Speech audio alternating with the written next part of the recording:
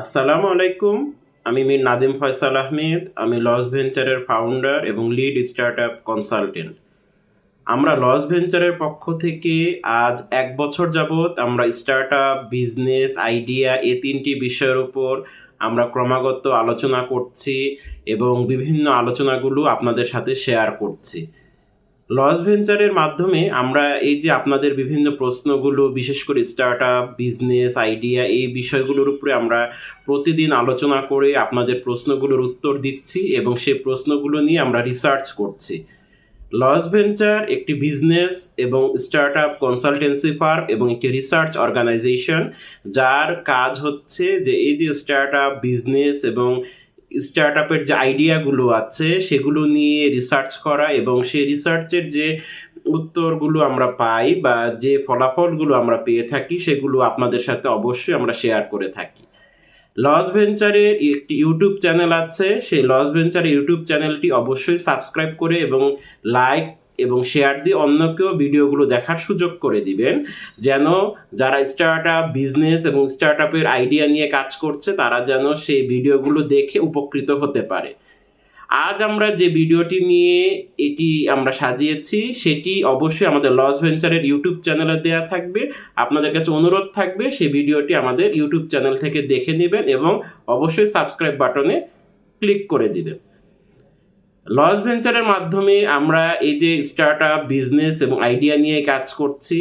আমাদের লস ভেঞ্চারের মাধ্যমে আমরা স্টার্টআপ, বিজনেস এবং আইডিয়া এই ৩টি বিষয়ের উপর আমরা একটি গাইডলাইন তৈরি করার চেষ্টা করছি, যেটি আমাদের ইউটিউব চ্যানেলে থাকবে এবং ইউটিউব চ্যানেলটি আমরা স্টার্টআপ, বিজনেস, আইডিয়া এই ৩টি বিষয় নিয়ে সাজিয়েছি। আমাদের ইউটিউব চ্যানেলটি একটি গাইডলাইন হিসাবে আপনাদের জন্য কাজ করবে।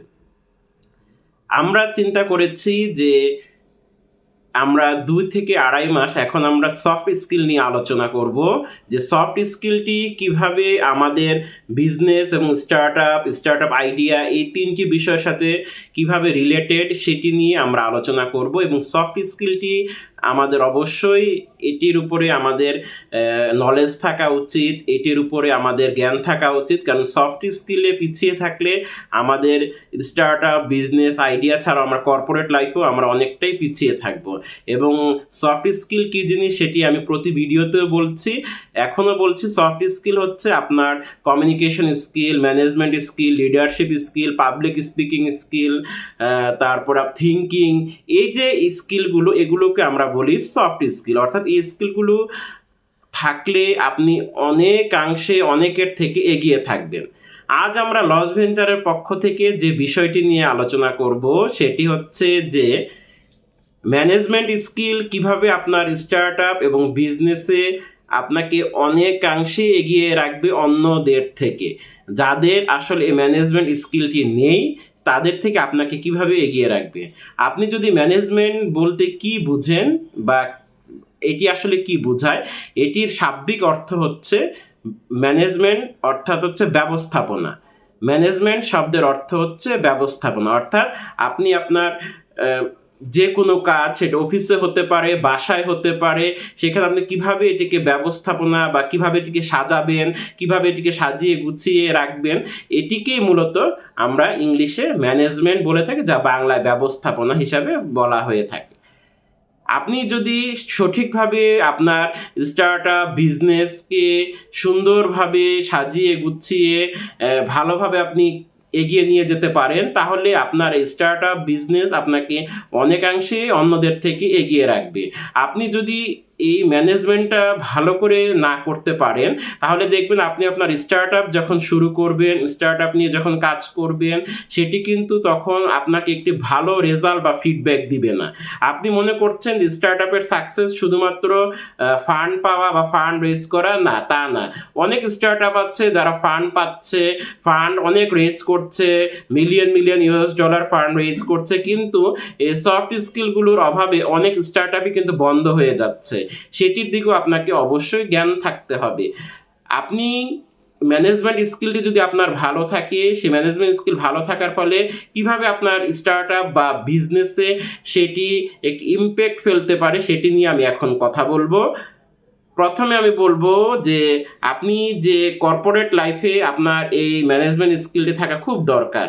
আপনি যখন একটি বিজনেস বা স্টার্টআপের ওনার বা ফাউন্ডার বা সিইও, অবশ্যই আপনার সেখানে অনেক এমপ্লয়ি থাকবে, আপনার আন্ডারে অনেকে কাজ করবে এবং আপনার কোম্পানিতে অনেকেই আসবে। অবশ্যই সেখানে প্রতিটি কাজ অবশ্যই আপনাকে সুন্দরভাবে ম্যানেজ করতে হবে, সুন্দরভাবে আপনাকে সে কাজগুলো বুঝিয়ে দিতে হবে, সুন্দরভাবে সে কাজগুলো গুছিয়ে দিতে হবে।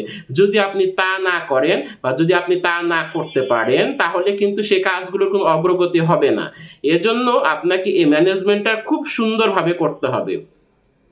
একটি স্টার্টআপ কোম্পানিতে বা একটি বিজনেস কোম্পানিতে বা একটি বিজনেসে অনেকগুলো ডিপার্টমেন্ট থাকে। সেই ডিপার্টমেন্টগুলোর ভিতর অবশ্যই আপনাকে একটি সংযোগ স্থাপন করতে হবে। এই ম্যানেজমেন্টটাকে খুব ভালো আপনাকে রাখতে হবে। মনে রাখবেন, একটি স্টার্টআপ কোম্পানি বা যে কোনো কোম্পানিতে ম্যানেজমেন্ট যদি ভালো হয়, ম্যানেজমেন্ট যদি খুব স্ট্রং হয়, সেই কোম্পানি বা সেই স্টার্টআপটি খুব সুন্দরভাবে ভালোভাবে এগিয়ে যেতে পারে। কিন্তু যদি ম্যানেজমেন্ট ভালো না হয়, ম্যানেজমেন্ট যদি খুব স্ট্রং না হয়, তাহলে কিন্তু সেটি তারা সুন্দরভাবে এগিয়ে না গিয়ে তারা পিছিয়ে আসে। এই বিষয়টি আপনাকে ভাবতে হবে।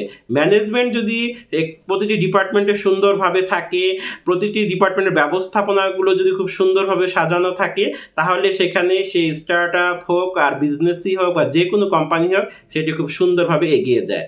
নাম্বার 1। নাম্বার 2 হচ্ছে আপনাকে এই অনেক মানুষের সাথে কথাবার্তা বলতে হতে পারে, যেখানে আপনাকে অনেক কাস্টমার থাকতে পারে। এই কাস্টমারদের সাথে যে আপনার অর্ডার থাকবে বা কাস্টমারদের যে প্রোডাক্ট নেওয়ার যে দায়িত্ব থাকবে আপনার উপর, অবশ্যই সেখানে আপনি সুন্দর করে ম্যানেজ করতে হবে। যদি আপনার প্রতিষ্ঠান ই-কমার্স হয়ে থাকে বা আপনার যে প্রতিষ্ঠানই হয়ে থাকুক না কেন, সেখানে কাস্টমারের যে কমিটমেন্ট আপনি দিবেন, সেই কমিটমেন্ট অনুযায়ী সুন্দরভাবে ব্যবস্থাপনা করে আপনাকে কাস্টমারের কাছে প্রোডাক্ট পৌঁছে দিতে হবে বা সার্ভিসটি তা কাস্টমারের ডোরগোড়ায় আপনাকে নিয়ে যেতে হবে।